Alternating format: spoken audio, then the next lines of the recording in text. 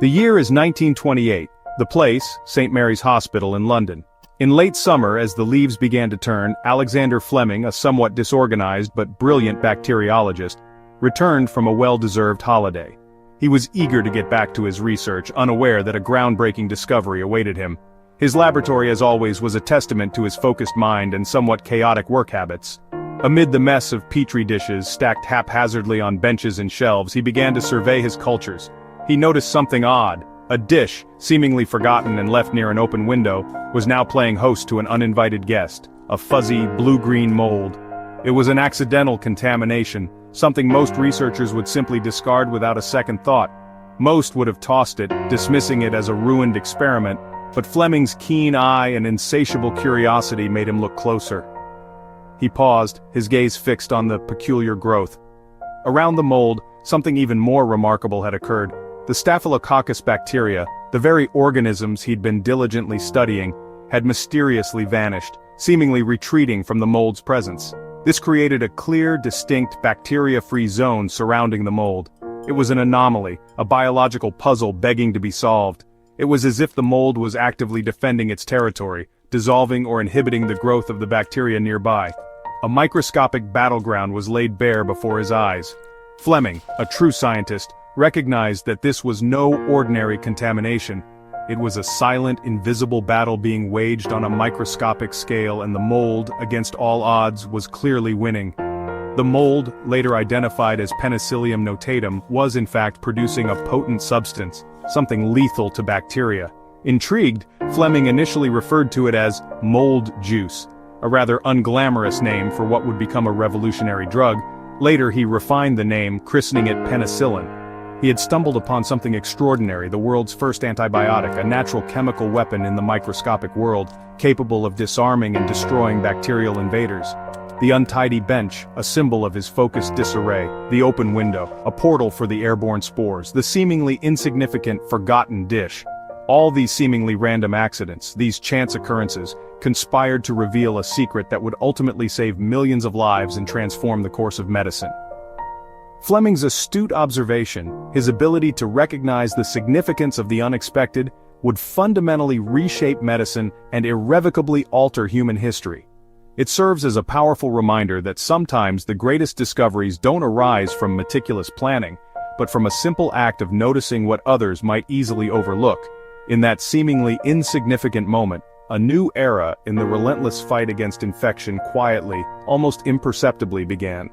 The world, forever changed by this accidental discovery, would never be the same. And it all started with a forgotten petri dish, a testament to the power of observation and the beauty of serendipity in scientific discovery. Fleming, ever the observant scientist, noticed something peculiar in his petri dish. He saw a zone of inhibition, a clear ring, a stark contrast to the surrounding bacterial growth. This ring indicated an area where bacteria couldn't grow, a space carved out by the presence of the Penicillium mold. It was an unexpected sight, a deviation from the norm that immediately piqued his curiosity. Back in the 1920s, the landscape of medicine was vastly different from what we know today. There were no safe or effective ways to treat internal bacterial infections. A simple cut could turn deadly. The available antiseptics, while intended to combat infection, were often far too toxic for the human body. They could cause significant damage to tissues and organs, making them a risky and often undesirable option. Penicillin, however, presented a completely different approach. It selectively targeted and killed bacteria, but remarkably left human cells unharmed. This was a crucial distinction, setting it apart from the harsh treatments of the time. Fleming's meticulous experiments showed that penicillin worked effectively against a wide range of deadly bacteria, including scarlet fever, pneumonia, meningitis, and diphtheria. These devastating diseases haunted hospital wards and family homes alike, casting a long shadow of fear and uncertainty. They were relentless killers, claiming countless lives and leaving behind a trail of grief and despair. Even more remarkably, and perhaps most importantly, penicillin exhibited a remarkable safety profile, proving to be non-toxic to human cells. Fleming rigorously tested its effects, even going so far as to expose it directly to white blood cells. The bacteria succumbed and died, but the human cells not only survived, but thrived in its presence. This was precisely the magic bullet that doctors and researchers had long dreamed of discovering. a revolutionary compound capable of selectively destroying harmful pathogens without causing harm to the patient's own body. The potential implications of this discovery were simply staggering, almost beyond comprehension. While successfully killing bacteria in a petri dish was undoubtedly a significant achievement, the prospect of doing so safely and effectively inside the complex environment of the human body represented a truly revolutionary leap forward in medical science. In that moment, Fleming had glimpsed the dawn of a new era in medicine, a future where bacterial infections could be treated with unprecedented safety and efficacy. Suddenly, the world's deadliest and most feared diseases had a formidable new enemy in their path, a weapon capable of turning the tide in the fight for human health. The long-held dream of effectively conquering infection, once relegated to the realm of fantasy, was now tantalizingly within reach, a tangible possibility.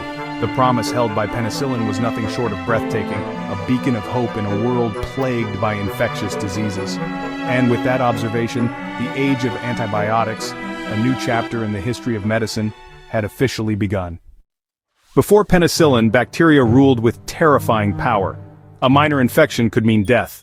Hospitals were dangerous places. Surgery was a gamble. Patients often died from post-operative infections. Childbirth was perilous. Diseases like scarlet fever and pneumonia were rampant. Even a blister or splinter could lead to fatal blood poisoning.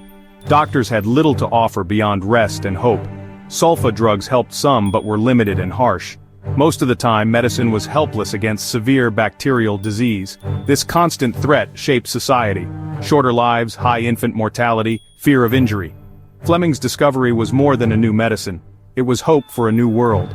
For the first time, humanity glimpsed victory in its ancient war against invisible killers. The world was desperate for a miracle, even if it came from mold. Fleming's discovery was brilliant, but turning penicillin into medicine was a huge challenge. He was a bacteriologist, not a chemist, and could only produce tiny, unstable amounts.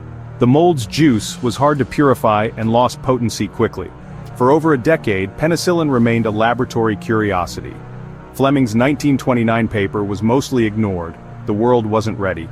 He treated some surface infections but couldn't make enough for serious illness. The real challenge was isolating and concentrating the active ingredient. Without the right resources and expertise, the miracle stayed locked away. Fleming had found the key, but someone else needed to build the engine. As the dark clouds of World War II gathered on the horizon, casting a long shadow across Europe and beyond, the urgent need for penicillin, a potential lifesaver for countless wounded soldiers, became increasingly critical. Infections, previously manageable, now posed a significant threat in the brutal conditions of war. Recognizing this dire situation, a dedicated team at Oxford University, led by the brilliant minds of Howard Florey, Ernst Chain, and Norman Heatley, embarked on a mission to revisit and expand upon Alexander Fleming's groundbreaking, yet largely forgotten, work on penicillin. They possessed a rare and invaluable combination of skills, a perfect synergy of expertise that would prove essential to their success.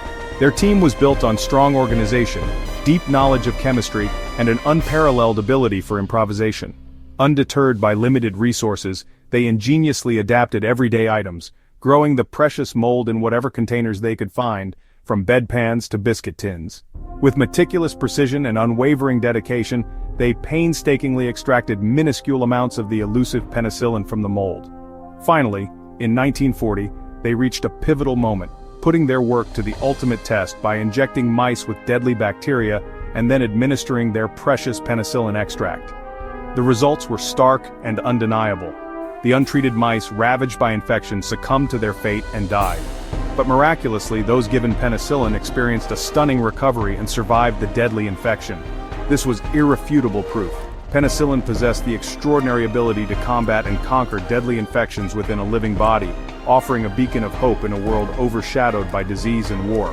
However, Britain, under constant bombardment and grappling with severe wartime constraints, simply lacked the industrial capacity to mass-produce penicillin on the scale required. Driven by the urgency of the situation, in 1941, Florey and Heatley embarked on a perilous journey across the Atlantic to the United States.